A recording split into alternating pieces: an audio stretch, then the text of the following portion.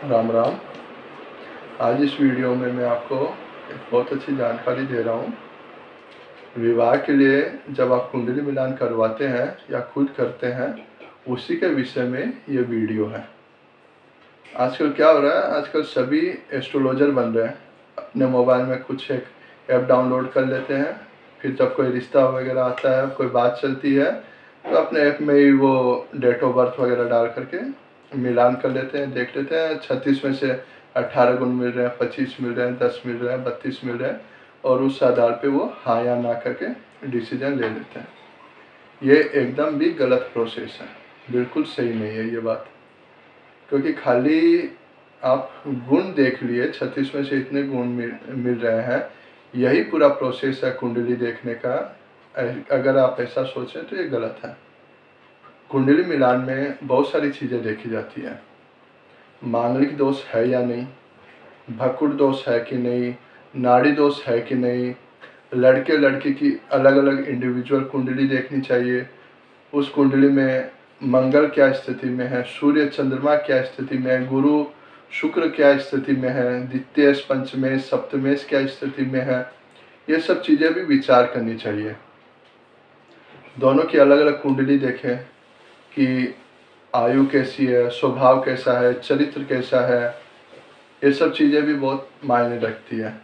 खाली आपने गुण देख लिया और हो गया, ये ऐसा नहीं करें। मेरे सामने कई सारे केस आते हैं, मैंने ऐसे केस देखे हैं कि 10-12 गुण मिल रहे हैं लेकिन उनका रिश्ता अच्छा चल रहा है। 30-32 गुण मिल रहे हैं, रिश्ता अच्छा नहीं चल रहा, तलाक हो गया है, झगड़े होते हैं। कई सारे केस मैंने ऐसे देखे हैं।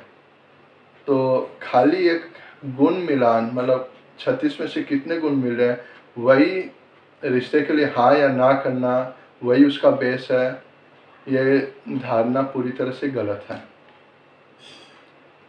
आप ये देखिए कि अगर किसी की कुंडली में 28 गुण मिल रहे हैं लेकिन आपने इंडिविजुअल कुंडली नहीं देखी और लड़का चरित्रहीन है या नशा करता है, तो आप 28 गुण का आप क्या करेंगे? या आपने देखा कि 10 गुण या 12 गुण ही मिल रहे हैं लेकिन लड़की बहुत अच्छी है, उसका परिवार बहुत अच्छा है, लेकिन आपने 10 गुण के आधार पर उसको ना कर दिया, तो अच्छा रिश्ता निकल गया हाथ से। तो ये सब गलतियां होती है, लोग करते हैं ऐसी गलतियां। आप ऐसा ना करें। और कई जगह मैंने ये भी देखा, जो एस्ट्रोलॉजर है या जो कुंडली मिलान कर रहे हैं, सभी की बात नहीं कर रहा, कुछ कुछ लोग ऐसा करते हैं कि वो भी सिर्फ 36 में से कितने गुण मिल रहे हैं, मांगलिक है कि नहीं है, बस इतना ही देखते हैं और अपने यजमान को बता देते हैं कि रिश्ता कर लो या मत करो। वो भी डिटेल में नहीं जाते हैं। उनको भी डिटेल में जाना चाहिए, कुंडली दोनों की अलग अलग देखनी चाहिए, सब कुछ विचार करना चाहिए। मांगलिक दोष बन रहा है और आपने खाली उस दोष के आधार पे ना कर दिया और एक अच्छा रिश्ता आपके हाथ से निकल गया, ऐसी गलतियां होती है। अगर मांगलिक दोष कुंडली में बन रहा है लड़के या लड़की की, तो अगर एक दोष बन रहा है तो उस दोष को काटने के लिए कई सारे योग भी बनते हैं।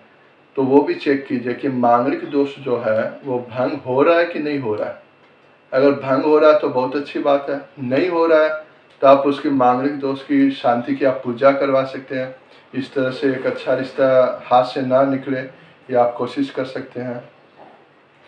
भकुड़ दोष होता है, नाड़ी दोष होता है, इस पर भी आपको ध्यान देना चाहिए। ऐसे बहुत सारी चीज़ें होती है कुंडली मिलान में। तो खाली गुणों पे नहीं देखा जाता, और बहुत सारी चीज़ें होती है जिन पे विचार करना चाहिए।